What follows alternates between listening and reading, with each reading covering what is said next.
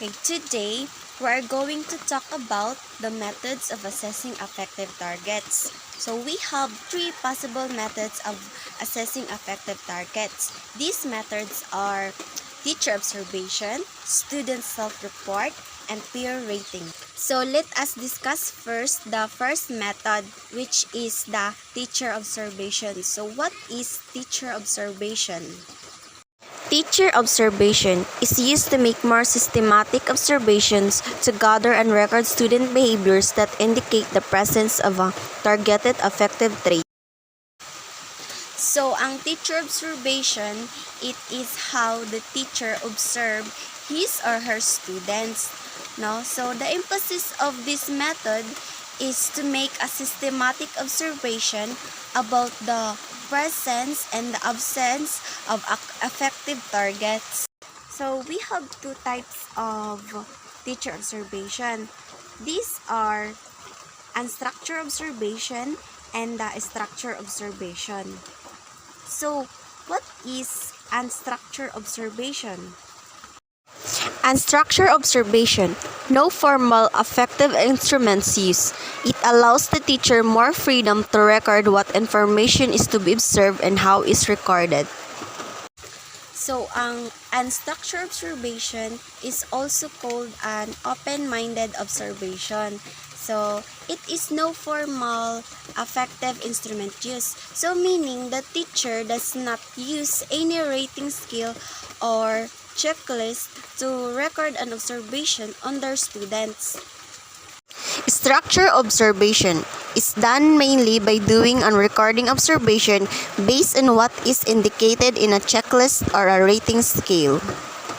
Okay, next, the structure observation. So, it is another way of assessing the affective traits of the student. So, this type of observation is somewhat different from a structure observation because it is more time needed for preparation of the materials and the process of recording the observation. So, here in structure observation, planning and executing is important here. So, the teacher must plan and execute what he or she need to observe on their students.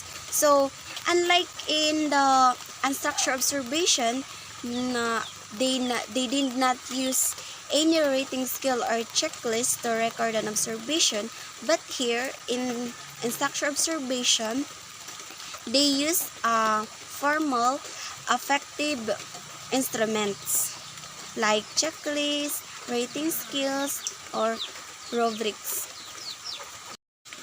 Okay, next, the second method of assessing target is the student self-report method. So, what is student self-report method? Student self-report is any method which involves asking a participant about their feelings, attitudes, beliefs, and so on. In student self-report, students can express their emotions or feeling through this method. So, the two types of student self-report is the interview and the survey and questionnaire. Interview. It is a similar observation, but in here, there is an opportunity that teachers may have direct involvement with the student, wherein teachers can prove and respond for better understanding. Survey and questionnaire allows you to gather information from a large audience. The survey and questionnaire is we can gather information from a large audience and we can literally distribute our questions to anyone anywhere in the world. Example for this is the research.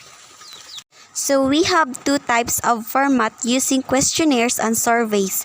These are constructed response format and selected response format. So what is constructed response format?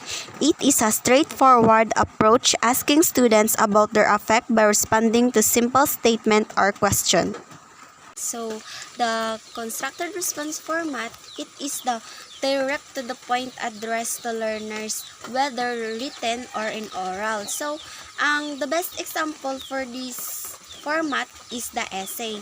Essay is the best example in constructed response format because it is in the essay where learners can express more of their affective sides.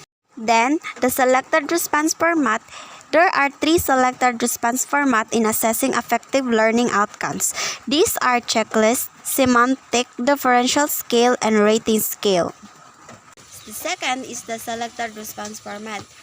And these 3 selected response format in assessing affective learning outcomes will discuss one of my groupmate, which is by Miss Gantalang. So the last method of assessing affective target is the peer ratings. Peer rating is a method that asks the student to assess or judge their classmates' behavior. It is the less common method among the 3 methods assessing affect.